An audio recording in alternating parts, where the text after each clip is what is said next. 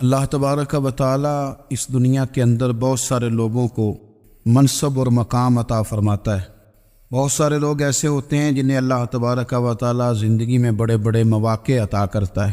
وہ چاہیں تو اس موقع سے اپنے ذاتی مفادات حاصل کریں اور چاہیں تو ان اچھے مواقع کو ملت کی، مذہب کی، قوم کی خدمت کے لیے وقف کر دیں۔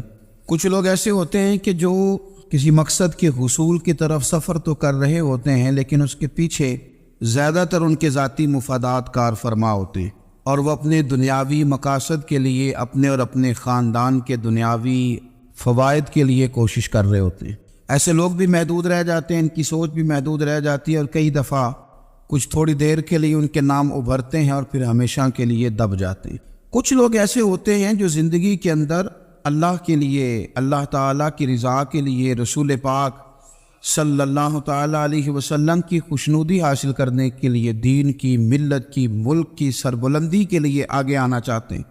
میرا رب کریم قرآن مجید سورہ حج میں ارشاد فرماتا ہے کہ الذین ان مکناہم فی الارض، کچھ لوگ ایسے ہیں کہ اگر ہم انہیں زمین میں اقتدار دیں، زمین میں اگر ہم انہیں قابو دیں تو وہ کیا کریں گے؟ اقاموا الصلاۃ و آتوا الزکوٰۃ، وہ نماز قائم کریں گے، زکوٰۃ ادا کریں گے، وامروا بالمعروف، نیکی کا حکم دیں گے، ونہوا عن المنکر، اور لوگوں کو بری باتوں سے منع کریں گے۔ وہ دینی، فکری، اصلاحی انقلاب برپا کر دیں گے، نماز کو عام کریں گے، زکوٰۃ کو عام کریں گے، بھلائی کا حکم دیں گے اور برائی سے منع کریں گے۔ اللہ تبارک و تعالیٰ نے ان لوگوں کو جب اقتدار دیا، وہ کون لوگ تھے؟ سیدنا صدیق اکبر، حضرت فاروق اعظم، سیدنا عثمان غنی، حضرت مولا علی رضوان اللہ تعالی علیہم اجمعین۔ اللہ نے جب ان لوگوں کو اقتدار دیا زمین کے اندر، اللہ تبارک و تعالی نے انہیں نبی پاک علیہ الصلاۃ والسلام کی نیابت کے لیے چنا، تو ان لوگوں نے یہ انقلاب برپا کیا، نمازیں عام ہو گئیں، شوق سے لوگ صدقات و خیرات دینے لگے، بھلائی عام ہوئی، برائی کا کلا کما کیا گیا۔ ہمارے ہاں بھی لوگ احتساب کی باتیں کرتے ہیں، ہمارے ہاں بھی لوگ کہتے ہیں کہ میں رشوت خوری کو، کرپشن کو، ناجائز چیزوں کو ہمیشہ کے لیے جڑ سے اکھیڑ پھینکوں گا۔ لوگ دوسروں سے مطالبہ کرتے ہیں کہ یہ سارے کام جائز کریں، لیکن خود اس پر عمل کرنے کو تیار نہیں ہوتے۔ یاد رکھ لیں کہ یہ جو احتساب ہے، یہ انسان کی اپنی ذات سے شروع ہوتا ہے۔ آپ جب نظام احتساب دنیا کے اندر مستحکم کرنا چاہتے ہیں تو اس میں پھر آپ کو اپنی ذات کو سامنے پیش کرنا پڑے گا۔ آج ہم بات کرنے جا رہے ہیں سیدنا فاروق اعظم رضی اللہ تعالیٰ عنہ۔ تو جناب عمر فاروق رضی اللہ تعالیٰ عنہ کا جو نظام احتساب ہے، انہوں نے اس کو گھر سے شروع کیا تھا، اپنے آپ سے اس کا آغاز فرمایا تھا۔ ہمارے ہاں یہ ہوتا ہے کہ جس بندے کے اکاؤنٹ میں اچھے خاصے پیسے ہیں، وہ بل جمع کرانے جائے تو اسے لائن میں نہیں لگنا پڑتا، مینیجر صاحب اسے آگے بلا لیتے، تو وہ بعد میں کیا کہہ رہا ہوتا ہے؟ کہتا ہے دیکھو اللہ نے کتنی عزت دی ہے، مجھے لائن میں نہیں لگنا پڑا۔ بھائی لائن میں لگنا تو آپ کا یہ تھا کہ آپ سمجھتے ہیں کہ سارے مسلمان ہیں، مومنین ہیں، برابر ہیں، تو میں کسی کو تکلیف میں مبتلا نہ کروں۔ جب آپ آگے چلے گئے تھے تو آپ نے بہت سارے لوگوں کا حق مارا تھا، وہ لائن میں جو لگے ہوئے تھے ان کا وقت لمبا ہو گیا تھا۔ آپ نے تو اپنے آپ کو احتساب کے لیے پیش ہی نہیں کیا، بلکہ آپ نے کہہ دیا کہ جناب میرا تو رتبہ اعلیٰ ہے، لہذا یہ میرا حق بنتا تھا، مجھے تو استحکام ملنا چاہیے تھا۔ یہاں بہت سارے لوگوں نے اپنے حق میں چیزوں کو اور رنگ میں پیش کیا۔ سیدنا فاروق اعظم رضی اللہ تعالیٰ عنہ نے اس نظام احتساب کو اپنے گھر سے شروع فرمایا۔ حضرت عمر فاروق رضی اللہ تعالیٰ عنہ اپنے بچوں سے فرمایا کرتے تھے کہ جب میں حکم لوگوں کو کروں گا نا، اپنی رعایا کو، مسلمانوں کو میں کوئی حکم دوں گا تو تمہیں پہلے اس پر عمل کرنا پڑے گا۔ آپ فرمایا کرتے تھے یاد رکھنا لوگ تمہیں اس طرح دیکھیں گے، لوگ اس طرح تمہیں دیکھیں گے جس طرح گوشت کھانے والا پرندہ گوشت کو دیکھا کرتا ہے۔ چیل گوشت کھاتی ہے تو کیا کبھی اس کو پیغام بھیجنا پڑا ہے کہ تو آجا یہاں گائے مر گئی ہے، بھینس مر گئی ہے؟ خود بخود اس کی نظر ہوتی ہے، وہ پہنچ جاتی۔ جناب عمر فرمانے لگے میرے گھر والوں، میرے بیٹوں، میری بیٹیوں، میری اہلیہ، لوگ تمہیں اس طرح دیکھیں گے جس طرح گوشت کھانے والے پرندے دیکھتے ہیں، لہذا میں جب کسی کو عمل کروں تو پہلے تمہیں اس پر عمل کرنا پڑے گا جب میں کسی کو حکم دوں۔ آپ فرمانے لگے یاد رکھنا اگر تم نے میرا حکم نہ مانا تو غیروں نے حکم نہ مانا تو انہیں ایک سزا ملے گی، اور اگر میرے گھر والوں نے نہ مانا تو ڈبل سزا ملے گی، تم پر ڈبل سختی کی جائے گی کہ تم نے میری بات کیوں نہیں مانی۔ یہ نظام احتساب ہے۔ ہم نہ دوسروں کے بچوں کا گلا کاٹ کے اپنے بچوں کی خوشیاں لینا چاہتے ہیں، ہم چاہتے ہیں کہ دوسروں کے بچوں کے حصوں کا مال میرے گھر میں آ جاتا ہے۔ کچھ لوگوں کی سیاست چل جاتی ہے، کچھ لوگوں کا فریب اور فراڈ کام کر جاتا ہے، لیکن وہ گھر روشن نہیں ہوتے۔ ان گھروں میں پیسہ ہوتا ہے پر قرار رخصت ہو جاتا ہے، ان گھروں میں آسانیاں اور وسعتیں تو آ جاتی ہیں لیکن ایک دوسرے کا احترام ختم ہو جاتا ہے۔ سیدنا فاروق اعظم رضی اللہ تعالیٰ عنہ کا یہ طریقہ تھا کہ وہ اپنے بچوں پر سختی کرتے۔ آپ ہمارے ملک میں یہ نظام ہے، موجودہ حکمران ہو یا ان سے پچھلے، بچے سب کے ملک سے باہر رہتے ہیں، یہاں رہتے ہیں تو محلات میں، باہر جاتے ہیں تو بڑی بڑی آسائشوں میں۔ ان کے بچوں کے لیے قانون بھی الگ سے ہیں، قاعدے بھی الگ سے ہیں، اور ہمارے ملک کے اندر تو ایک باقاعدہ پروٹوکول کا سسٹم ہے، اس سسٹم سے گزر کر بڑے بڑے لوگ چلنا پسند کرتے ہیں۔ ہمارے زمانے میں بھی کچھ چیزیں سرکاری ہوتی ہیں خالص، لیکن عجیب نظام ہے نا، ہر چیز کا کرایہ بڑھ جاتا ہے، سرکاری دکان کا نہیں بڑھتا۔ باقی دکانیں 5-6 سال کے لیے ملتی ہیں، سرکاری دکان پہ آپ قبضہ کرنا چاہیں تو پورے 100 سال کے لیے مل جاتی ہے، چونکہ یہ عام عوام کی پراپرٹی ہے تو اس کے ساتھ جو مرضی کو سلوک کرے۔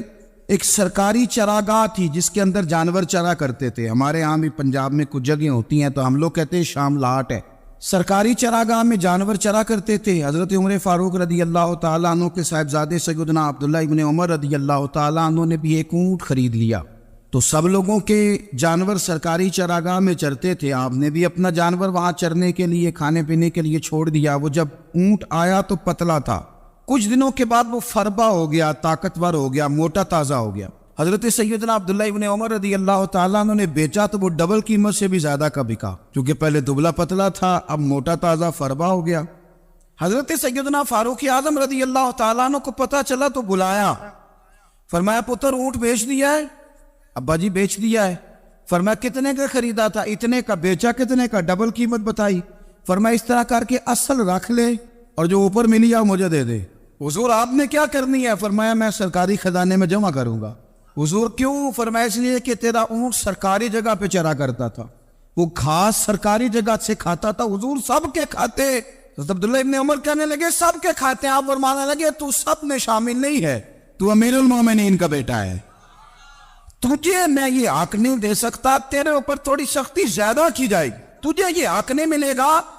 تو اپنے اونٹ کو چونکہ سرکاری چراگاہ میں چرایا کرتا تھا، لہذا تجھے وہ جو اصل رقم یہاں جمع کرانی پڑے گی۔ ہمارے تو بچے پہلی بات تو یہ ہے کہ بات ہی نہیں سنتے، یہ سب کے بچوں کی بات کر رہا ہوں، ٹیچر کے بچے ہوں، سیٹھ کے بچے ہوں، پیر کے بچے ہوں، امام صاحب کے بچے ہوں، کسی کے بچے ہوں، پہلے تو سنتے نہیں، اور اللہ خیر کرے اگر آپ کوئی سنانا چاہیں تو فوری طور پر وہ ہوم منسٹری کے پاس پہنچ جاتے، ان کی اماں ان کی وکیل بن جاتی، آپ کہہ ہی کچھ نہیں سکتے، حالات رخ بدل جاتے۔ اس کا نقصان یہ ہوتا ہے کہ ان کو تراشا نہیں جا سکتا، ان کو ہیرے نہیں بنایا جا سکتا، ان کے اوپر کچھ ایسی میل کچیل چڑھ جاتی ہے جو بڑی عجیب و غریب ہوتی ہے۔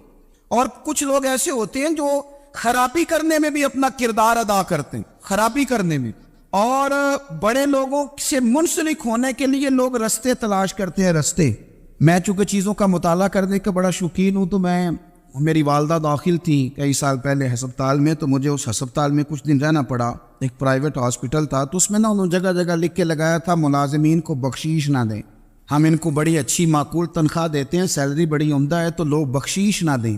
میں نے جو مینجمنٹ کے لوگ تھے ہاسپٹل کی، ان میں سے ایک سے میں نے کہا کہ اگر کوئی بندہ اپنی خوشی سے دینا چاہے تو آپ نے بڑا موٹا لکھ کے لگایا برائے مہربانی ان کو بخشیش نہ دیں۔ اس نے بڑی قیمت، سادہ آدمی تھا پر میری بڑی اس نے مجھے بات بتائی، مجھے نفع ہوا۔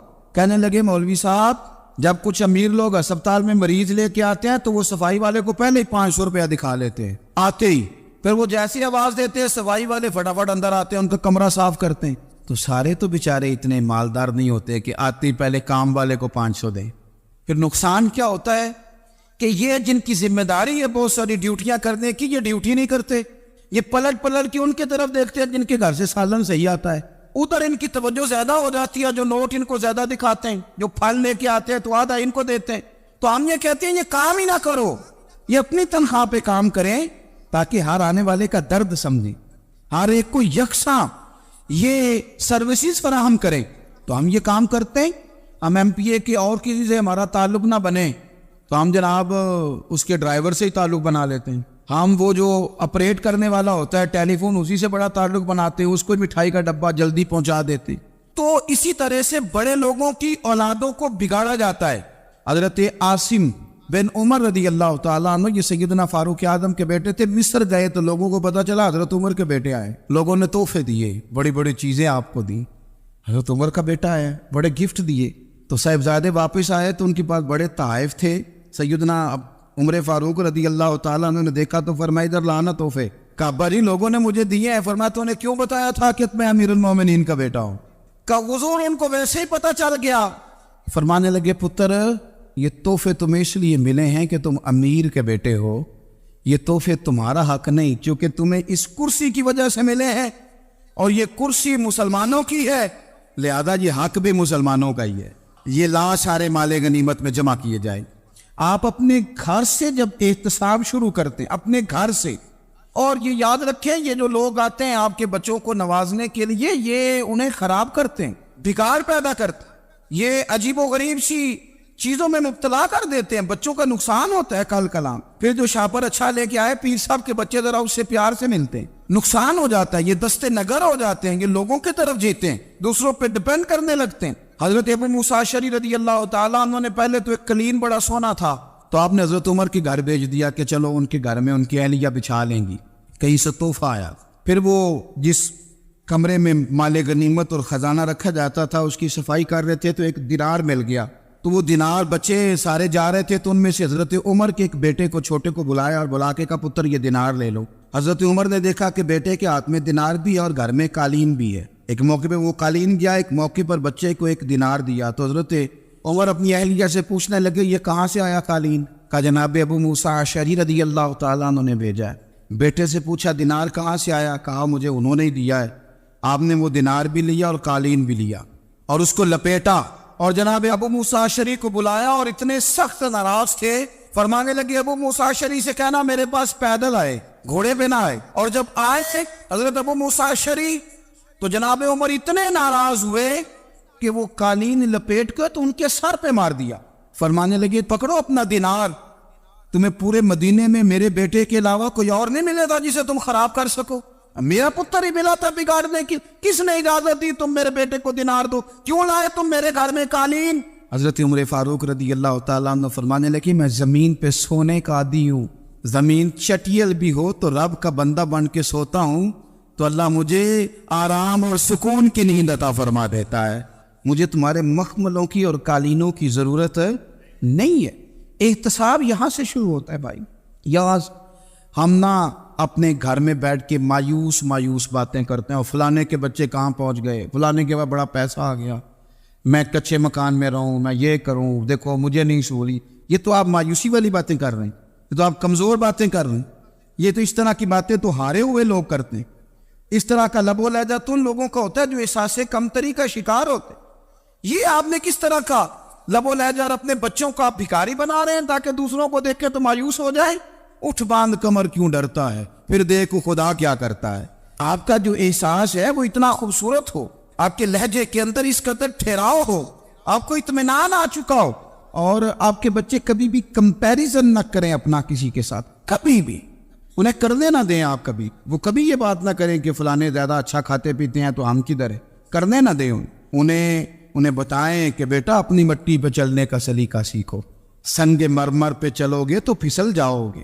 ان کو بتائیں کہ جو تمہارے پاس ہے یہ خدا کا عطیہ ہے, اسی پر تم نے قناعت کرنی کبھی بھی. حضرت زید بن حارثہ سے نبی پاک صلی اللہ علیہ وسلم کو بڑا پیار تھا. پھر ان کے بیٹے حضور کے غلام زادے حضرت اسامہ بن زید کے ساتھ بھی حضور بڑا پیار کرتے. لیکن یہ تو مسلمہ حقیقت ہے نا کہ عظمت اور شان تو سیدنا فاروق اعظم کی زیادہ ہے. امت کا اتفاق ہے کہ نبیوں کے بعد سب سے بڑا درجہ جناب صدیق اکبر کا, اور پھر اللہ نے مقام عطا کیا حضرت فاروق اعظم کو. یہ بڑے لوگ تھے. ایک دفعہ مال تقسیم ہو رہا تھا تو حضرت عمر رضی اللہ تعالیٰ عنہ نے نا حضرت اسامہ بن زید کو 4000 دینار دیے اور اپنے بیٹے عبداللہ ابن عمر کو 3000 دینار دیے. تو حضرت عبداللہ ابن عمر گھر جا کے کہنے لگے ابا جی اسامہ میں وہ کون سی خوبی ہے جو میرے اندر نہیں, اور اسامہ کے باپ میں وہ کون سی خوبی ہے جو آپ کے اندر نہیں. تو حضرت عمر کی عاجزی دیکھیے, حالانکہ بال اتفاق دنیا جانتی ہے کہ جناب عمر فاروق رضی اللہ تعالیٰ عنہ افضل ہیں، پھر بھی پتہ اپنے بیٹے سے کیا کہتے ہیں؟ فرماتے ہیں وہ سن یار، وہ خدمت گزار ہیں نبی پاک کے، وہ بھی حضور کے گھر میں ڈیوٹی کرتے، نوکری کرتے، اور ان کے بیٹے بھی حضور کی نوکری کرتے، یہ خدمت گزار ہیں۔ فرمانے لگے اگر تو نے پوچھ لیا تو سن، پھر میری تو رائے یہ ہے کہ تیرے سے زیادہ اسامہ بن زید حضور کی نظر میں پیارے ہیں، اور اسامہ کا باپ تیرے باپ سے زیادہ نبی پاک کا پیارا ہے۔ کوئی کمپیریزن کرنے نہیں دیا، بچوں کو کسی ایسی جگہ کھڑے ہونے نہیں دیا۔ فرمایا یہ وجہ ہے، یہ انداز ہے کہ تو زیادہ پیارا ہے۔ حضرت عمر فاروق رضی اللہ تعالیٰ عنہ پسند نہیں کرتے تھے، ذرا برابر بھی پسند نہیں کرتے تھے کہ کوئی شخص اور مال آتا تو اپنے رشتہ داروں کو نوازنے سے بچتے۔ مال غنیمت آتا ہے نا، ہمارے ہاں تو اللہ خیر کرے جب کوئی بندہ کونسلر بنتا ہے، چیئرمین بنتا ہے، تو ٹھیکہ کس کو دیتا ہے؟ کوئی چلو بھتیجا مل جائے، کوئی بانجا مل جائے، کوئی چھوٹا بھائی، اسے بھی کام مل جاتا ہے ساتھ۔ نوازنے پہ لوگ آتے ہیں تو وہ تلاش کرتے ہیں کہ کہاں کو میرا ہے، وہ ٹینڈر ہی ان کے نام کے پاس ہوتے ہیں جن کی طرف ذرا نظر کرم زیادہ ہوتی۔ حضرت عمر فاروق مال تقسیم کر رہے تھے تو بیٹی آگے کہنے لگی ابا جی رشتہ داروں کا بھی حق ہوتا ہے، آپ سب کو دیتے ہیں، آپ کے قریب ہی نہیں آتے۔ تو حضرت عمر فاروق نے کیا لفظ کہے، کیا حقیقت ہے، کیا حسن ہے۔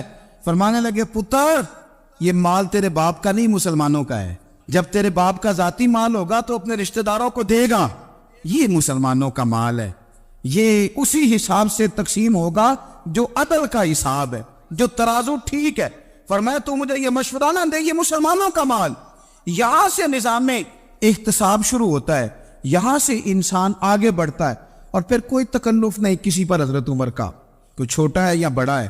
حضرت ابو سفیان رضی اللہ تعالیٰ عنہ سردار رہ چکے ہیں مکے کے، بڑے آدمی، لیکن نظام احتساب میں کوئی چھوٹا بڑا نہیں ہوتا۔ حضرت عمر فاروق مکہ مکرمہ گئے تو لوگوں نے کہا حضور جناب ابو سفیان نے نا گلی میں پتھر رکھے اور بہت سارے لوگوں کو رستوں میں تکلیف ہو رہی ہے، تو حضرت ابو سفیان رضی اللہ تعالیٰ عنہ سے بھی لوگ کہہ دیتے تو وہ بھی اٹھا دیتے، لیکن لوگوں نے چونکہ وہ سردار تھے، بڑے تھے، تو لوگوں نے ان سے کہا نہیں۔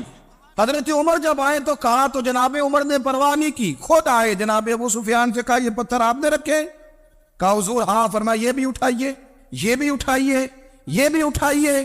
جب وہ اٹھا رہے تھے تو حضرت عمر کہہ رہے تھے شکر نہیں اللہ کا کہ عمر کہہ رہے ہیں اور ابو سفیان مانتے جا رہے ہیں، شکر نہیں۔ یہ نظام احتساب ہے کہ بڑا ہو یا چھوٹا ہو، اس کو یہ حق حاصل نہیں ہے کہ مسلمانوں کو وہ کسی تکلیف میں کسی بھی صورت میں مبتلا کرے، کہیں بھی کسی جگہ بھی، اس کو یہ والی اجازت نہیں۔ حضرت سیدنا عمر فاروق رضی اللہ تعالیٰ عنہ۔ پھر ایک اور بات تھی، میں کئی دفعہ یہ بات کہتا ہوں اور مجھے ذاتی طور پر اس کا بڑا تجربہ ہے، کچھ لوگ نا خوشامد پسند ہو جاتے ہیں، بڑی عمدہ تعریف کرتے ہیں، اوئے ہوئے ہو پول باندھتے ہیں پورے، آپ کے پاس آئیں گے تو کہیں گے جناب آپ سے زیادہ اچھا بندہ ہی کوئی نہیں، تو وہ نا آپ سے کام نکلواتے ہیں، پھر وہ کسی دوسرے کے پاس جاتے ہیں تو اسی طرح کا رویہ وہ دوسروں کے ساتھ کر۔ یہ عام لوگوں میں بھی مرض ہوتا ہے، عام لوگوں میں۔ اور بادشاہ وہ بندہ اگر، پھر تو اس کا دل کرتا ہے میں اگر بادشاہ سلام ہوتا تو دو چار بندے دیہڑی پہ رکھ لوں پر میری تعریف ضرور کرے۔ پابندی ہوتی ہے، لوگ یہ کام بڑے شوق سے کرتے ہیں۔ اور شیخ سعدی فرمایا کرتے تھے لکڑی کو گھن کھا جاتی ہے اور بڑے لوگوں کو خوشامد کھا جاتی ہے خوشامد۔ حضرت عمر فاروق رضی اللہ تعالیٰ عنہ اس معاملے میں بھی بڑے مضبوط تھے۔ ویسے مجھے اور آپ کو اچھا کون لگتا ہے؟ ہماری غلطیاں بتانے والا؟ ہمارے ایسا فرمایا کرتے تھے اپنے دشمنوں کی باتوں پر بھی غور رکھو، تمہارے دشمن تمہیں نکھار دیتے ہیں، تمہارے اندر جو کوتاہیاں ہوتی ہیں وہ تمہیں پتہ چل جاتی ہیں کہ یہاں میری اصلاح ہو رہی، ان پر غور کرو وہ کیا کہتے ہیں۔ حضرت عمر فاروق کی تعریف کی ایک بندے نے، کمال تعریف کی، وہ اس کا خیال تھا کہ رزلٹ بڑا شاندار آئے گا، بادشاہ کی تعریف ہوتی تھی تو پھر تھیلی جاتی تھی اشرفیوں کی، کمال رزلٹ آئے گا۔ تو حضرت عمر جب وہ پوری کر چکا نا بات تو فرمانے لگے تو خود بھی ہلاک ہوا اور مجھے بھی ہلاک ہی کر دیا ہے، خود بھی تباہ ہوا ہے مجھے بھی تباہ کر دیا، کس طرح کی باتیں کر رہے۔ ایک بندہ اور آیا اور اس نے آ کے کہا کہ پوری امت میں سب سے افضل ہے فاروق اعظم آپ ہی ہیں۔ حضرت عمر فاروق فرمانے لگے تجھے تیری ماں روئے، ابو بکر تجھ سے بھی افضل تھے، تیرے باپ سے بھی افضل تھے، اور صدیق اکبر مجھ سے بھی افضل ہے اور میرے باپ سے بھی افضل ہے۔ یہ تو کس طرح کی بات کر رہا ہے؟ یہاں ہر شے ہضم نہیں ہو جاتی، فوری طور پہ لوگ ڈکار بھی پورا نہیں لیتے۔ قرآن مجید نے کہا فَلَا تُزَكُّوا أَنفُسَكُمْ هُوَ أَعْلَمُ بِمَنِ اتَّقَىٰ، اپنے منہ سے نہ کہو میں پاک صاف ہوں، اللہ زیادہ بہتر جانتا ہے کہ تم میں سے پرہیزگار کون ہے۔ اپنے منہ سے تعریفیں کرتے کراتے ہو، یہ مزاج چھوڑ دے۔ حضرت عمر رضی اللہ تعالیٰ عنہ پسند نہیں کرتے تھے۔ ایک آدمی نہ چلتا تھا وہاں تو بڑا متکبرانہ چال کے ساتھ چلتا، حضرت عمر نے دیکھا، یہاں تک احتساب فرماتے، زمین پہ زور زور سے پیر پٹکتا، چال بڑی اس کی متکبرانہ، لوگ بڑے پریشان ہوتے۔ حضرت عمر نے ایک دن سمجھایا، باز نہیں آیا، اگلے دن پہ درہ نکال لیا، لگائے 4 درے، فرمایا آج کے بعد نہ چلنا اس طرح مدینے میں پیر پٹک پٹک کے۔ اس وقت تو اسے غصہ لگا، لیکن کچھ دیر کے بعد نا جب غصہ اترا تو حضرت عمر کے پاس آیا، کہنے لگا حضور اللہ آپ کا بھلا کرے، آپ نے درے نہیں مارے، آپ نے تو شیطان بھگا دیا جو میرے ساتھ چمٹا ہوا تھا، چمٹا ہوا شیطان آپ نے مجھ سے بھگا دیا ہے۔ یاد رکھیں مسند امام احمد بن حنبل میں حدیث ہے، اللہ کے پیارے رسول صلی اللہ علیہ وسلم فرماتے ہیں جو دنیا میں متکبرانہ چال کے ساتھ چلتا ہے نا، قیامت کے دن وہ اللہ سے اس حال میں ملے گا کہ رب اس سے ناراض ہوگا۔ متکبرانہ چال سے نہیں چلیں گے۔ تو حضرت فاروق اعظم رضی اللہ تعالیٰ عنہ کا یہ طریقہ تھا کہ آپ خیال کرتے، اور پتہ کس طرح کا آپ کا مزاج تھا، فرماتے تھے تقسیم کرو، دوسروں کا بھی خیال رکھو۔ جس طرح بندہ دیوانہ وار نہیں لوگوں کا خیال رکھتا کہ بندہ بگڑے کوئی نہ، دیوانہ وار۔ کچھ لوگ تبلیغ کرتے ہیں رسمی، اور کچھ لوگ ایسے ہوتے ہیں جو لوگوں کی اصلاح میں دیوانے ہو جاتے، ان کی خواہش ہوتی ہے یہاں بھی بندہ ٹھیک ہو جائے، یہاں بھی بندہ ٹھیک ہو جائے، یہاں بھی بندہ ٹھیک۔ کچھ لوگ کڑی نگرانی کرتے ہیں کہ انسان بگڑنے نہ پائے۔ حضرت عمر فاروق رضی اللہ تعالیٰ عنہ نا گوشت والی دکان کے پیچھے جا کے بیٹھ گئے کئی دنوں تک۔ وہ کہنے لگا حضور یہاں کیا ہے؟ فرمایا تو اپنا کام کرنا۔ گوشت والی دکان پہ بیٹھے، کام کر اپنا، نگرانی کرنے لگے حضرت عمر۔ پھر آپ نے نا وہ بندے پکڑ لیے، کون؟ جو 2 دن مسلسل گوشت خریدنے آئے، پکڑ کے کھڑا کر لیا۔ فرمایا تو کل بھی گوشت لینے آیا تھا؟ حضور ہاں۔ فرمایا آج پھر کھائے گا؟ حضور جی۔ تو آپ فرمانے لگے کیا تیرے محلے سے غربت ختم ہو گئی ہے؟ تیرے رشتہ دار سارے پیٹ بھر کے کھاتے ہیں تو 2 دن گوشت لینے آتا ہے؟ فرمایا آج کے بعد مسلسل گوشت لینے آیا تو درے سے ماروں گا، خبردار یہ کام نہ کرنا۔ یہاں تک نظام احتساب کا جب خیال رکھا جائے پھر حالات بگڑا نہیں کرتے، پھر وہ قابو میں رہا کرتے۔ حضرت عمر فاروق رضی اللہ تعالیٰ عنہ اس ترتیب کے ساتھ اصلاح کرتے، اس ترتیب کے ساتھ۔ سیدنا فاروق اعظم رضی اللہ تعالیٰ عنہ کی ایک بات آخر میں عرض کرنی ہے، وہ میں بھی اپنے اوپر لاگو کروں، آپ بھی غور کریں۔ حضرت عمر فاروق رضی اللہ تعالیٰ عنہ نے نا خط لکھا حضرت ابو موسیٰ اشعری کو۔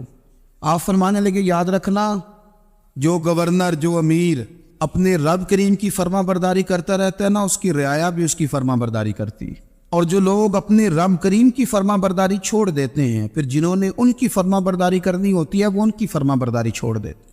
آپ نے سپہ سالاروں کو خط لکھے تھے، فوج کے جو جرنیل تھے، کمانڈو تھے، ان کو خط لکھے تھے، فرمایا جو سپاہی نماز نہیں پڑھتا اسے فوج سے نکال دو، اور ساتھ لکھا تھا یاد رکھو جو رب کا وفادار نہیں وہ ہمارا کیسے ہو سکتا ہے، نکال دو ان لوگوں کو، فوج سے الگ کر دو۔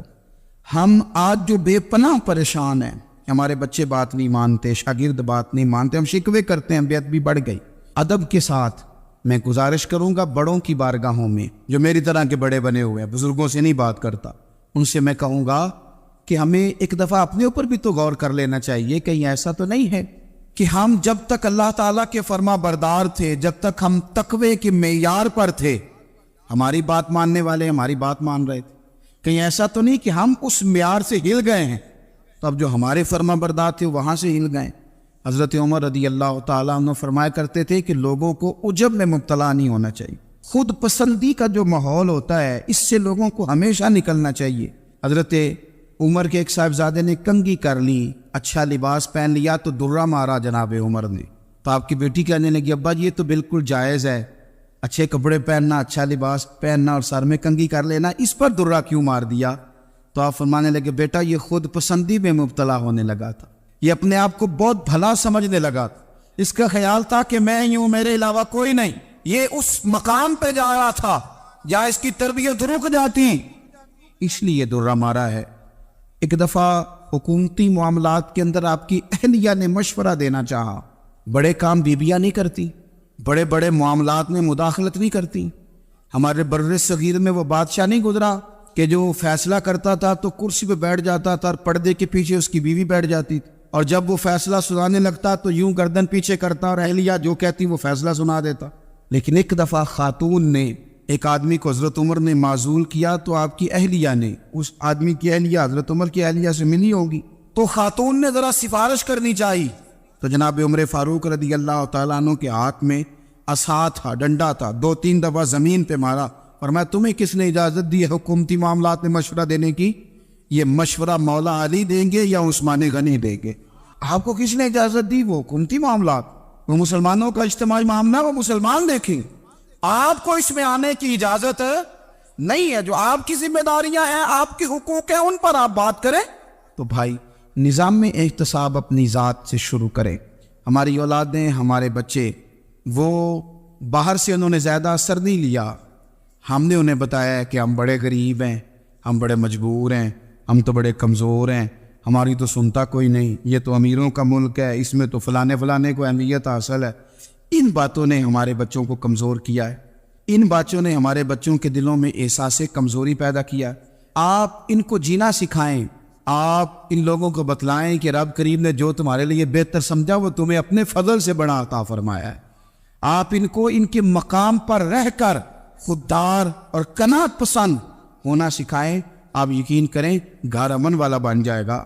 بچے اگر بھنا ہوا گوشت کھا رہے ہوں اور پھر بھی لاڑی رہے ہوں کہ مسالہ میری مرضی کا نہیں، سٹائل میری مرضی کا نہیں، ٹیسٹ میری مرضی کا نہیں، یہ والا گوشت میں نے نہیں کھانا، یہ اس طرح کر کے بھنا ہوتا تو پھر میں نے کھانا تھا، وہ زیادہ خوفناک صورتحال ہو جاتی ہے۔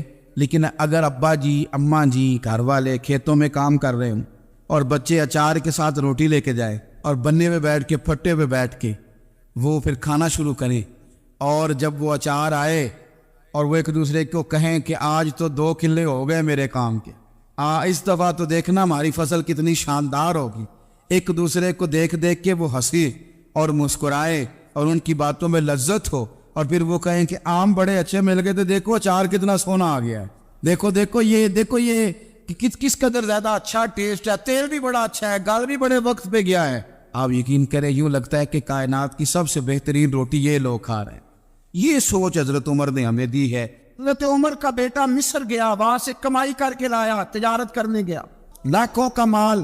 کون سا باپ ہے دنیا میں جس کا بیٹا باہر سے پیسے لے کے آئے تو ابا تفصیل پوچھے کہ بیٹا کہاں سے کمائے، کہاں سے لایا، کتنے ملے، کیوں آئے؟ کون سا باپ تفصیل پوچھتا ہے؟ ابا تو کہتا ہے لا صحیح، اور تعریفیں کرتا ہے میرا بیٹا بڑی کمائی کرتا ہے۔ کبھی پوچھا ہے اس سے کہ ڈیوٹی صحیح دیتا ہے کہ نہیں؟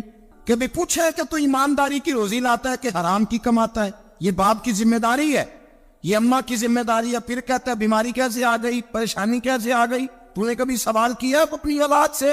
حضرت عمر فاروق رضی اللہ تعالیٰ عنہ کا بیٹا مصر سے پیسے کما کے لایا تو جناب عمر نے بلایا، فرمایا بیٹے اتنی تو تیرے پاس راش ہی نہیں تھی، تھوڑے سے تو پیسے لے کے گیا تھا، اتنی کمائی کیسے ہو گئی؟ اتنے تو پیسے نہیں تھے صاحب، کہاں سے کمائی لائے؟ اس نے کہا ابا جی وہ جو میرے چچا ہے نا مصر کے گورنر، آپ کے دوست، انہوں نے میری مدد کی ہے۔ فرمایا جتنے لوگ گئے تھے سب کی ہے مدد اس نے؟ کہا نہیں صرف میرے کی۔ فرمایا تیرے کیوں کی؟ کہا حضور آپ کے دوست ہے۔ فرمایا چپ کر، حضور انہوں نے مجھے اتنے پیسے دیے، میں نے کاروبار میں ڈالے تو نفع آیا تو میں ان کی رقم دے کے۔ فرمایا خاموش ہو جا، باقی جتنے لوگ گئے تھے سب کی مدد کی اس نے؟ کہا نہیں حضور صرف میری کی۔ فرمایا اس نے تیری مدد نہیں کی، اس نے خلیفہ کے بیٹے کی مدد کی، اس لیے کہ وہ خلیفہ کو اپنے حق میں نرم کر سکے۔ فرمایا آدھا مال تیرا ہے، آدھا مال غنیمت کا ہے، مال خزانہ کا ہے، مسلمانوں کا ہے، اس لیے کہ تو جو وہاں سے مال کما کے لایا ہے وہ اپنے باپ کے خلیفہ ہونے کی وجہ سے کما کے لایا ہے، لہذا رکھ ادھر۔ یا کہتے ہیں کدھر سے آیا، کیسے آیا، کون سا حساب دے، کیا کرے؟ او بھائی حضرت عمر رضی اللہ تعالیٰ عنہ کا اپنی اولاد کے بارے میں یہ رنگ ہے۔ ایک جنگ سے نا خوشبو آئی، خوشبو بڑی مہنگی ہوتی تھی، عرب میں خوشبو آج بھی بڑی مہنگی ہے، وہ زیادہ استعمال کرتے۔ میری باتوں کی سمجھ آ رہی ہے میرے بھائی؟ بڑی مہنگی خوشبو تھی۔ جب وہ خوشبو آئی تو حضرت عمر نے کہا، گھر میں پہلے پہنچی حضرت عمر کے، چونکہ زیادہ عورتیں استعمال کرتی تھی گھر کے اندر خوشبو، مرد بھی لگاتے تھے۔ حضرت عمر نے اپنی بیوی سے کہا، آپ کی زوجہ تو تھی وہ بڑی خوشبو کو پسند کرتی۔ حضرت عمر نے اپنی زوجہ سے کہا کہ خوشبو لاؤ، میں نے ایک عورت کی ڈیوٹی لگائی ہے، وہ خوشبو تول کے نا تو بھائیسا برابر صحابہ میں بانٹ دے گی۔ تو آپ کی زوجہ کہنے لگی کسی بی بی کی ڈیوٹی لگانے کی کیا ضرورت تھی، میں جو موجود تھی میں بانٹ دیتی ہوں تول کے بھائیسا برابر۔ آپ نے فرمایا نہیں تو رہنے دے، وہ فلانی بی بی بانٹے گی۔ حضور میں نے بھی بانٹنی ہے، میرے پہ کچھ حق ہے؟ آپ نے فرمایا نہیں تو تفصیل نہ پوچھ، تو خوشبو دے دے، کوئی اور بانٹے گی۔ خاتون خانہ تھی نا، کہنے لگی نہیں مجھے بھی آج آپ کو بتانا ہی پڑے گا کہ کوئی جو بانٹ سکتی ہے تو میں کیوں نہیں بانٹ سکتی؟ زوجہ کہتی عمر نے بات کی تو میری چیخیں نکل گئیں. حضرت عمر فرمانے لگے جب تو خوشبو بانٹے گی نا تیرے ہاتھوں کو بھی لگے گی, تیرے دوپٹوں کو بھی لگ جائے گی. اگر رب کریم نے مجھ سے سوال پوچھا کہ عمر خوشبو تو مسلمانوں کی تھی, تیری بیوی کے دوپٹے کو کیوں لگ گئی, تو میں اللہ کے حضور کیا جواب دوں گا؟ اگر اللہ نے یہ سوال کیا کہ تیری بیوی نے کیوں لگائی, وہ تو حصہ تھا مسلمانوں کا, تو تو نے تیری بیوی نے کیوں لگائی؟ تو فرمایا میں نہیں چاہتا کہ اللہ کے حضور مجھے اور تجھے باز پرس ہو, لہذا کسی اور کو بانٹنے دے. زوجہ روئی اور تڑپ کے کہنے لگی عمر مجھے لگتا ہے صبح قیامت بھی تیری بیوی ہونے کی وجہ سے اللہ مجھے جنت عطا فرما دے گا, تیری زوجہ ہونے کی برکت سے. بھائی یہ معیار رکھا, خدا کی قسم ایسا شخص تاریخ میں دوبارہ نہیں آیا. اتنا بڑا آدمی, اتنا بڑا شخص, اتنا بڑا آدمی, اور پھر رنگ یہ ہے کہ عمر 22 لاکھ مربع میل کا حکمران, اور کھجور کے درخت کے نیچے مٹی کا ڈیلا لے کے سو گئے ہیں, پرواہ کوئی نہیں, کوئی مسئلہ ہی نہیں. 2 غلام ساتھ بیٹھے, ایک روٹی حضرت عمر نے گھر سے منگوائی, تھوڑا سا سرکہ, تو غلام کہنے لگے ہم نے بھی کھانی ہے. فرمایا کوئی حرج نہیں, روٹی کو پیٹ بھر کے کھانا ضروری تو نہیں, 3 حصوں میں بانٹ لیتے. ایک آدمی آیا ہوا تھا مصر کا رہنے والا ملنے کے لیے, اس نے پوچھا عمر کدھر ہے, تو کہا وہ ادھر جاؤ مسجد میں بیٹھے ہوں گے, اور واپس آیا تو کہنے لگا وہاں تو 3 غلام بیٹھے, ایک روٹی بانٹ بانٹ کے کھا رہے ہیں, لگتا ہے کئی دنوں سے روٹی نہیں ملی. کہا 3 غلام تو کوئی نہیں, وہاں 2 ہی تھے, تیسرے تو امیر المومنین تھے. اس نے کہا نہیں 3 غلام ہیں, کپڑے بھی ایک طرح کے پہنے ہوئے, بلکہ 2 کے تو پھر صحیح ہے, تیسرے کے تو زیادہ ماڑے ہیں. کپڑے بھی ایک طرح کے, کھانا پینا بھی ایک طرح کا, اور ان کا نشست برخاست بھی ایک طرح کی ہے, لہذا کوئی فرق نہیں. حضرت ابو ہریرہ کہتے ہیں میں لے کے آیا, اور جناب عمر کو جب میں نے کچی زمین میں تامت سمیٹ بیٹھے دیکھا تو میں رو پڑا. میں نے اس مصر سے آنے والے کو کہا تو اس کے جلوے دیکھ, اگر اس کی ذات میں اتنا حسن ہے تو محمد عربی کا مقام کیا ہوگا, مقام غور. 10 محرم کو لوگ دیگے پکائیں گے نا, ہم بھی پکائیں گے انشاءاللہ, یہاں بھی پروگرام ہوگا. تو 10 محرم کو جو دیگ پکنی ہے تو ایسا نہیں ہو سکتا کہ 1 محرم کو حضرت عمر کے نام کی بھی کوئی پک جائے. اگر امام حسن حسین کے نام کی دیگیں پکے تو جو امام حسن حسین کے سے پیار کرنے والے ہیں, جو امام حسن حسین سے ہم لوگوں نے بھی عجیب رٹا اپنایا ہے نا, ہم لوگ بات کا ایک پہلو دیکھتے ہیں دوسرا نہیں دیکھتے. حضرت امام حسن اور حسین کو بھی نبی پاک نے شہید کہا, اور جناب عمر کو بھی رسول اللہ نے خود شہید فرمایا. فرمایا شہید ہے, خود فرمایا اپنی زبان سے کہ یہ شہید ہے, خود میرا عمر شہید ہے. تو ان کے نام کی دیگ نہیں پکنی چاہیے, اس طرف نہیں ہماری توجہ ہونی چاہیے. اور اہل بیت نبوی, یہ بات میں پہلے بھی کرتا ہوں, آج پھر کرنا ضروری سمجھتا ہوں. اہل بیت کا پیار سن لو کان کھول کے, اہل بیت کا پیار اگر ہمیں کسی نے سکھایا ہے تو سیدنا عمر فاروق نے سکھایا ہے. اہل بیت نبوت کی محبت اگر کسی نے سکھائی ہے تو کس نے سکھائی ہے؟ بول کے بتائیے. حضرت عمر نے. اہل بیت کا پیار ہمیں حضرت عمر نے بول کر کے سکھایا ہے. بھائی یاد رکھے, کسی کی طاقت نہیں تھی دم مارنے کی حضرت عمر کے سامنے, طاقت ہی نہیں تھی. کیسر و کسرا کانپ جاتے تھے, جرأت ہی نہیں کرتے تھے حضرت. اور ہمارے تو تعلقات بڑے ہیں نا غیروں سے. حضرت ابو موسیٰ اشعری رضی اللہ تعالیٰ عنہ فرماتے ہیں میرا منشی عیسائی تھا, وہ کاتب کہتے تھے وہ لوگ, میرا حساب کتاب عیسائی تھا. تو فرماتے ایک دن میں نے وہ سارا حساب کتاب لین دین کے حضرت عمر کو دکھائے تو فرمانے لگے جس میں لکھے ہیں اس کو بلاؤ. کہنے لگے وہ ضرور مسجد نہیں آ سکتا. کیوں نہیں آ سکتا؟ کہنے لگے وہ عیسائی ہے. کہتے ہیں حضرت عمر جلال میں آ گئے. آپ فرمانے لگے جنہیں رب دور کرتا ہے تم کیوں قریب کرتے ہو, جنہیں اللہ دور کرتا ہے. فرمایا تم غیروں کو اگر عہدے دو گے تو اپنوں کا کیا بنے گا؟ اگر تم غیروں کو عہدے دو گے تو اپنوں کا. ہم نے غیروں کو عہدے دیے تو دیکھا نا اپنے کس طرح کاٹے جا رہے ہیں. غیروں کو جو عہدے دے دیے, جرانے سارے غیروں سے روز دعویٰ ہوتا ہے چین ہمارا سجن ہے, چین ہمارا دوست ہے. او بھائی دوست ہے تو اس سے کہو نا کہ برما تو تمہاری ایک چھوٹی سی ریاست ہے, چین کے بغیر تو وہ سانس بھی نہیں لے سکتا. اس کو کہو نا اس حکومت پہ دباؤ ڈالے. لیکن ہم لوگوں نے غیروں کو ہوتے دیے تو اپنے پس گئے. حضرت عمر کہتے تھے ذمی کا ہم ادب کریں گے, ذمی کافر کا ہم, ایسا کافر جو مسلمان ریاست کو قبول کرے, بدامنی نہ پھیلائے. ایک آدمی کو آپ نے دیکھا آنکھوں سے نابینا ہے اور بھیک مانگ رہا ہے, تو حضرت عمر کو نظر آ گیا. فرمایا کون ہو؟ اس نے کہا میں یہودی ہوں. فرمایا بھیک کیوں مانگتی ہو؟ کہا جب تک تندرست تھا مسلمانوں کو جزیہ دیتا تھا, بوڑھا ہو گیا ہوں کیا کروں. حضرت عمر نے گھوڑے کی پشت پہ بٹھایا, کافر کو گھوڑے کی پشت پہ بٹھایا اور بٹھا کے مدینے لائے. حضرت علی شیر خدا وزیر خزانہ تھے. فرمایا علی اس کا وظیفہ جاری کرو. کہا یہ کون ہے؟ فرمایا یہ یہودی ہے لیکن یہ ہمیں جزیہ دیتا رہا, بوڑھا ہو گیا بیچارہ, بھیک مانگنے پہ مجبور ہے, ہماری حکومت کے اندر رہتا ہے, اس کا پورا وظیفہ جتنا خرچہ اتنا وظیفہ لگاؤ. حضرت علی کہتے ہیں میں وظیفہ لگا رہا تھا اور وہ میرے نبی کا کلمہ پڑھ رہا تھا, وہ رسول اللہ کا کلمہ پڑھ رہا تھا. یہ مزاج, یہ نہیں کہ کافر. حضرت عمر نے گورنروں کو خط لکھے تھے کہ زبردستی کسی کو مسلمان نہیں کرنا, جہاں ان کی عبادت گاہیں بنی ہو گرانی نہیں, کوئی مندر کوئی گرجا ضائع نہیں کرنا. اسلام سب کو جینے کا موقع دیتا ہے, پر بے ایمانو ظالمو بدذاتو تمہیں یہ کہتا ہے کہ ہم تمہیں جینے کا موقع دیتے, تم بھی مسلمانوں کو جینے کا موقع دو. امام حسن ملنے, آپ یقین کریں میں جب اس واقعہ کو پڑھتا ہوں تو میرا دل جھوم جاتا ہے. میں کہتا ہوں یار ڈاٹا ہونا اپنی جگہ پہ, عشق ہونا اپنی جگہ پہ, انسان کا باوقار ہونا اپنی جگہ. جہاں کھڑے ہونا تھا وہاں یہ کھڑے ہوتے تھے, اور جہاں جھکنا تھا وہاں یہ.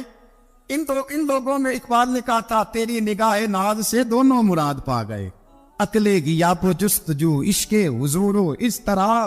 جہاں اگر آیا ہے سامنے کیسر و کسرا تو عمر جیسا دلیر کوئی نہیں, اگر سامنے آیا ایران کا بادشاہ تو عمر جیسا تگڑا کوئی نہیں, اگر آیا ہے سامنے غسان کا بادشاہ تو عمر جیسا عادل کوئی نہیں.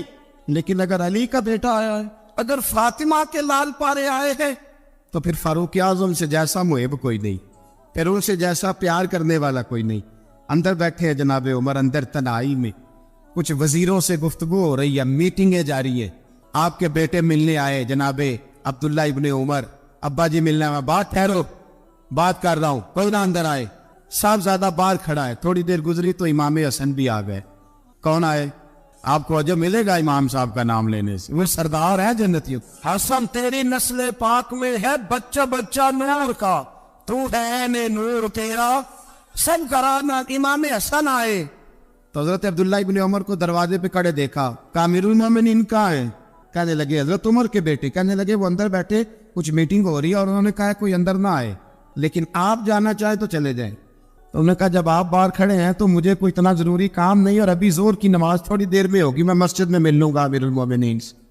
یہ بات کہہ کے امام حسن چلے گئے. یار اتنی بڑی بات نہیں تھی, اور میرے استادوں کا بیٹا بھی آئے تو کہا ٹھیک ہے جی وہ سوئے ہوئے, تو کوئی غرض نہیں یار, میں ٹھہر کے آ جاؤں گا, کوئی بڑی بات نہیں تھی. دیکھا جائے تو بڑی بات نہیں تھی, پر بات بہت بڑی تھی, اس لیے کہ یہ خالی حسن نہیں, یہ حسن ابن علی ہے, یہ حضرت فاطمہ کے لخت جگر.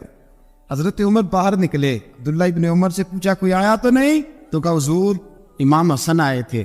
تو کہا پھر شہزادے کو اندر کیوں نہیں بھیجا؟ کہا میں نے کہا تھا. وہ کہنے لگے اگر امیر المومنین مصروف ہیں تو میں ظہر میں مل لوں گا. حضرت عمر رونے لگے. فرمایا بیٹے تو نے اچھا نہیں کیا. پھر مسجد نہیں گئے, سیدھے امام حسن کے دروازے دستک دی. امام حسن باہر آئے. کہا شہزادے آئے تھے تو ملے کیوں نہیں؟ تو امام حسن کہنے لگے حضور آپ کا اپنا بیٹا دروازے پہ کھڑا تھا, اور منع بھی کیا تھا آپ نے, تو میں زور میں مل لیتا. حضرت امام حسن فرماتے جوش جذبات میں جناب عمر نے سر سے پگڑی اتار دی. جوش جذبات کہنے لگے حسن میرے بیٹے کا اور آپ کا کیا مقابلہ؟ کیا اس کی ماں کا نام فاطمہ الزہرا ہے؟ کیا اس کی نانی کا نام خدیجہ الکبریٰ ہے؟ کیا اس کے نانے کا نام محمد مصطفیٰ ہے؟ آپ کا اور اس کا کیا مقابلہ؟ پھر رو پڑے اور کہنے لگے بیٹے میں مکے کے صحراؤں میں اونٹ چرایا کرتا تھا, یہ جو میرے سر پر عزت کے بال ہیں یہ تیرے نانے کے اگائے ہوئے. میں مکے کے خبردار شہزادے خبردار. او بھائی اہل بیت نبوت کے ادب کا رنگ اگر سکھایا ہے تو سیدنا عمر نے سکھایا ہے. حضرت عمر فاروق اتھارٹی ہے, اسلام کی اتھارٹی. یکم محرم حضرت عمر کی شہادت ہے. یہودی بول اٹھا, کافر بول اٹھا. اگر 6 مہینے عمر دنیا میں اور رہتے تو دنیا میں کوئی کافر موجود نہ ہوتا. 6 مہینے. اور جب اس بطل جلیل کا جنازہ اٹھا, اللہ بخاری پڑھیے نا, اللہم ارزقنا شہادت فی سبیلک, اللہ بسترے کی موت نہ دینا, شہادت کی دینا. عمر شہید ہوئے, مسجد نبوی میں نماز پڑھاتے, اور جب جنازہ اٹھا تو مدینے کا پھر پیچھے جو دلیر بچے وہ مولا علی تھے. جناب عمر کا جنازہ اٹھا تو سب سے پہلی آئے جو نکلی وہ حضرت علی کی زبان سے نکلی, اور حضرت ساری داڑھی سور سے بھر گئی. لوگوں نے کہا کہ علی کیا ہوا؟ فرمانے لگے تم دیکھ نہیں رہے جنازہ کس کا اٹھا ہے؟ پلٹ کے دیکھو تو صحیح، تم پتہ نہیں یہ کون گیا ہے؟ کہ حضور کیا ہوا؟ آپ فرمانے لگے عمر اس طرح کے کام کر کے گیا ہے، اب ان کے رستوں پہ کون چلے گا؟ کون اس کے جگر راہ وفا میں نقش ایسے چھوڑ آیا ہوں، میں جس منزل سے گزرا ہوں وہ اب تک یاد کرتی ہے۔ حضرت علی حضرت عمر کے جنازے پہ کھڑے ہو کے کہتے ہیں اللہ مجھے اس طرح کے عمل کرنے کی توفیق دے جس طرح کے عمر کر کے گیا۔ میرے بھائی قتل عزیز، قتل حریت، حضرت عمر رضی اللہ تعالیٰ عنہ جو اپنی زندگی انقلاب والی گزار کے گئے۔ عمر جب دنیا سے گئے تو 80 دینار کا قرضہ تھا، 22 لاکھ مربع میل کا حکمران، اور اپنے بیٹے سے کہنے لگے بیٹے کوشش کرنا تیرے خاندان والے مل کے میرا قرضہ اتار دے، میری قبر پہ بوجھ نہ رہے، اور اگر خاندان والے مدد نہ کریں تو میرے دوستوں سے بات کرنا، وہ مدد نہ کریں تو پھر علی سے بات کر لوں۔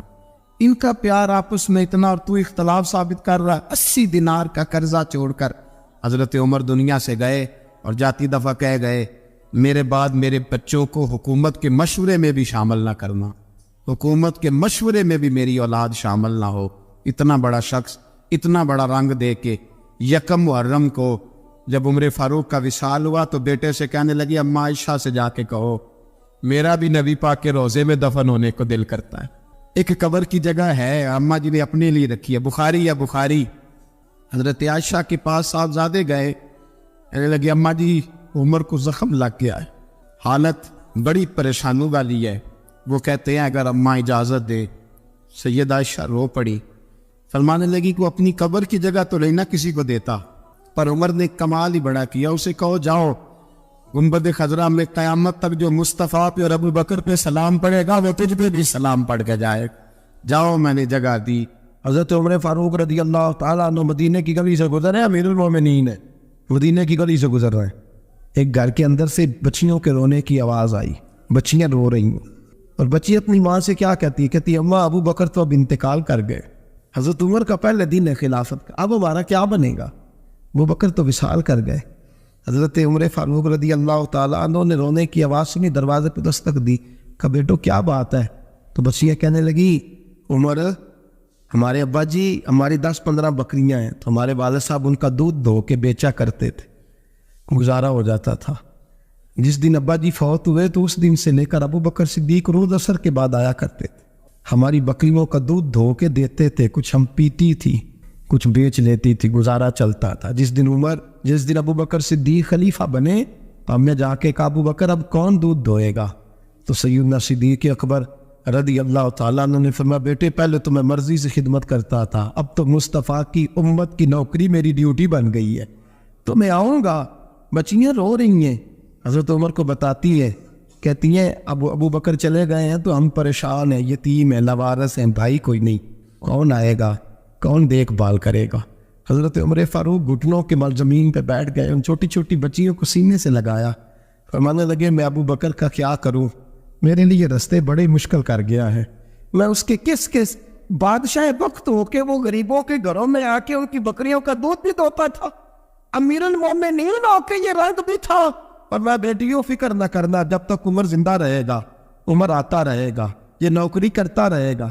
کوئی دن بیتے تو حضرت عمر فاروق کو یاد آیا مدینے میں ایک بوڑھی اماں بھی رہتی ہے جس کا کوئی گھر کا کام کرنے والا نہیں، اور جس بی بی کا کوئی بال بچہ نہیں، اور آنکھوں سے بھی وہ نابینی ہے۔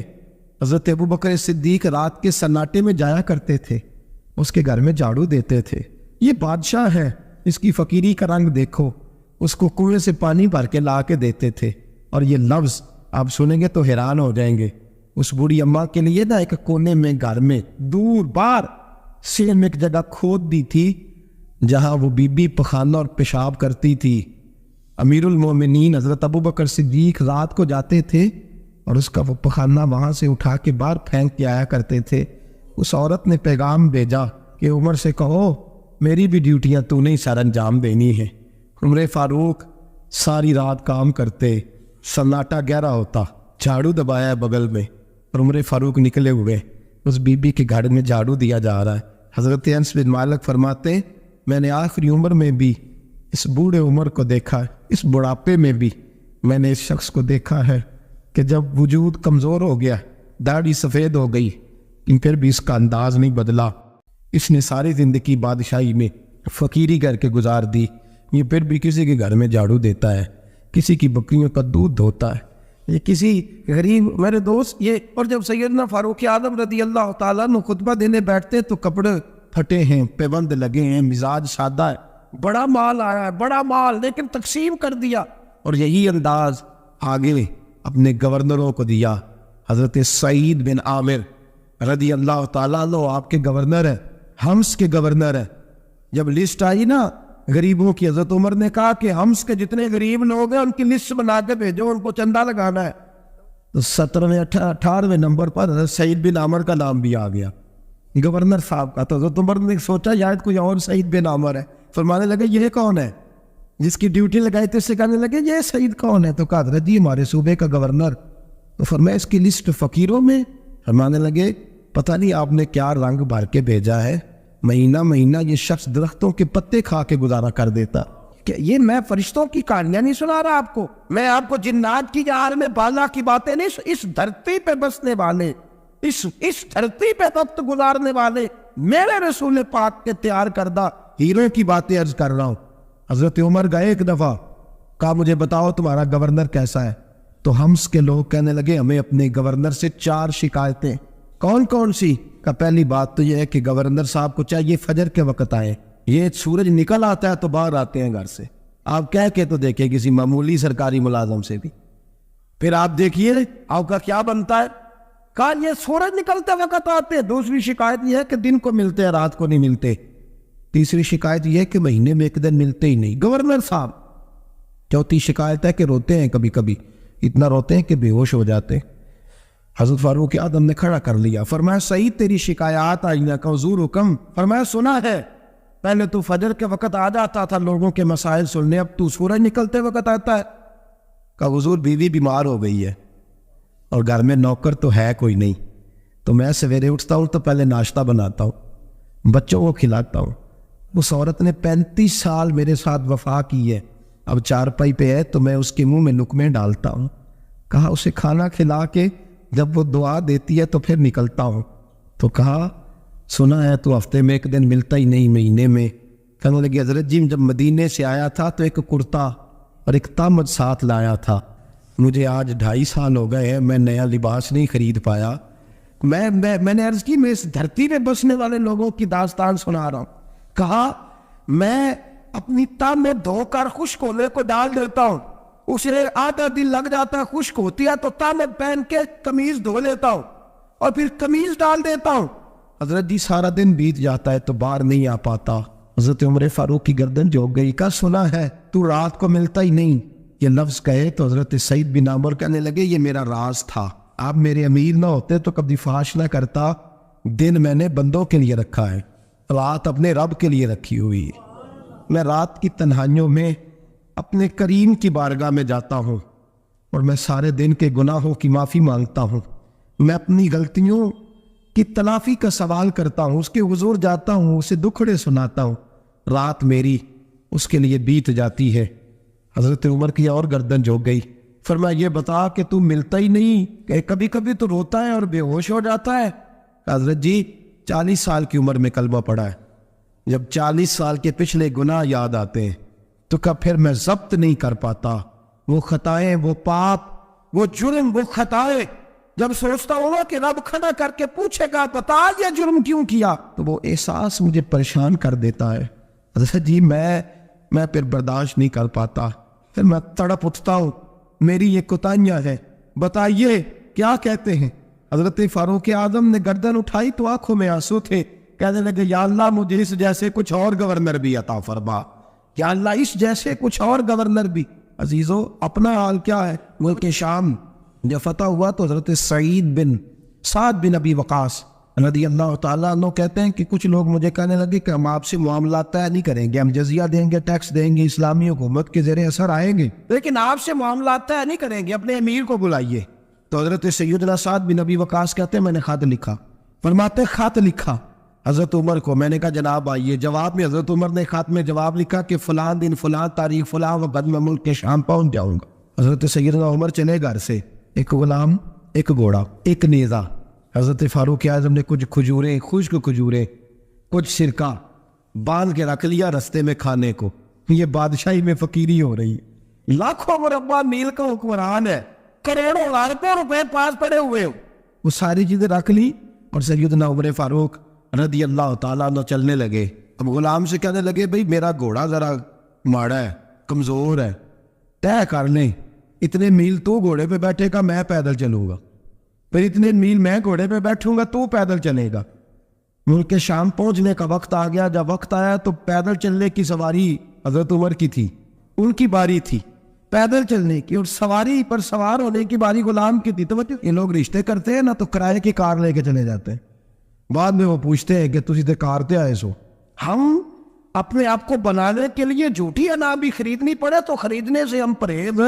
ہم جو بتاتے ہیں وہ ہم ہوتے نہیں، اور جو ہوتے ہیں وہ ہم بتاتے ہیں. حضرت سیدنا عمر فاروق رضی اللہ تعالیٰ عنہ سواری پہ غلام ہے، خود پیدل ہے. اور حال کیا ہے؟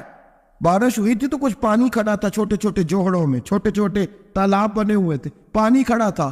تو حضرت عمر فاروق رضی اللہ تعالیٰ چمڑے کے جوتے پہنے، وہ جوتے دونوں اتار کے تو بغل میں دبا لیے. حضرت سعد بن ابی وقاص فرماتے ہیں اسی بغل میں نیزہ رکھ لیا اور تامت تھوڑا اونچا کر لیا کہ پانی سے چلنا ہے، اور غلام کو گھوڑے پہ بٹھایا ہے اور گھوڑے کی لگام پکڑی ہے تو یوں پیچھے رکھی ہوئی ہے. اور حضرت سیدنا فاروق اعظم رضی اللہ تعالیٰ عنہ آ رہے ہیں. غلام کہنے لگا حضور لوگ دیکھ رہے ہیں، مہربانی کریں بیٹھ جائیں. فرمانے لگے نہیں باری تیری ہے، تو ہی بیٹھے گا. اس نے کہا حضور نہیں وہ تو ٹھیک ہے، کوئی باری فرض تو نہیں نہ ہو گئی، آپ مہربانی کریں آپ آ جائیں، ذرا لوگ آ رہے ہیں. فرمایا تمہیں کہا تھا. غلام کا تھا میں نے تیسری دفعہ کہا تو حضرت عمر نے جلال سے دیکھا، اور جناب عمر کا جلال تو زمین کانپنے لگ جاتی تھی. کہتے ہیں کہا حضور آپ آ جائیں، تو کہتے تجھے کہا ہے نا چپ کر کے بیٹھا رہے.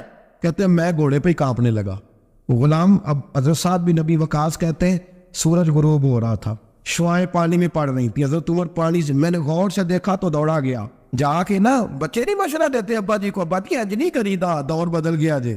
کہتے میں دوڑا گیا اور جا کر کے حضرت سیدنا عمر فاروق کو کہا حضور مہربانی کریں، ٹھیک ہے آپ کی درویشی سے کون آگاہ نہیں، وزیر کھڑے ہیں، سفیر کھڑے ہیں، بڑے بڑے عمراء، بڑے بڑے ملکوں کے حکمران ہیں، آپ مہربانی کریں یہ تام ذرا نیچا کریں، اور جوتا پہن لیں، اگر خراب ہو گیا تو اللہ نیا بھی دے دے گا، اور مہربانی کریں ذرا غلام کو کہیں نیچے آ جائے. حضرت عمر کہنے لگے تمہیں کیا تکلیف ہے؟ کہا حضرت جی وہ وزیر مشیر کھڑے ہیں، یہودی ہیں، عیسائی ہیں، نجرانی ہیں، وہ بڑے بڑے مذاہب کے بڑے بڑے ملکوں کے، آپ کا بڑا نام سنا ہے. حضرت سیدنا سعد بن ابی وقاص فرماتے ہیں میرے ساتھ اتنا ترش رویہ حضرت عمر کا پہلے کبھی نہیں ہوا. کہتے ہیں ماتھے پہ شکن آیا اور کہنے لگا تجھے تیری مار ہوئے، ان 4 لوگوں کے لیے میں اپنے نبی کا طریقہ چھوڑ دوں، ان 4 دنیا داروں کے لیے نبی پاک کا طریقہ چھوڑ دوں. فرمانے لگے سر سے پگڑی اتاری حضرت عمر نے جلال میں، فرمانے لگے میرے سر پہ جو بار ہے نا یہ مجھے کسی دنیا دار نے نہیں دیے، یہ ساری عزتیں مجھے آمنہ کے نام پہ عطا فرمائی ہے، اور میں ہوں محبوب کا طریقہ ان 4 لوگوں کی خاطر چھوڑ دوں. فرمایا قرآن کہتا ہے ان اللہ یامر بالعدل والاحسان، جب میں نے خود عدل کا تقاضا یہ رکھا ہے کہ کبھی وہ بیٹھے گا کبھی میں بیٹھوں گا، باری اس کیا تو میں کیسے بیٹھ جاؤں. حضرت سعد بن ابی وقاص فرماتے ہیں اسی درویشی میں سلام اس پر کہ جس نے بادشاہی میں فقیری کی.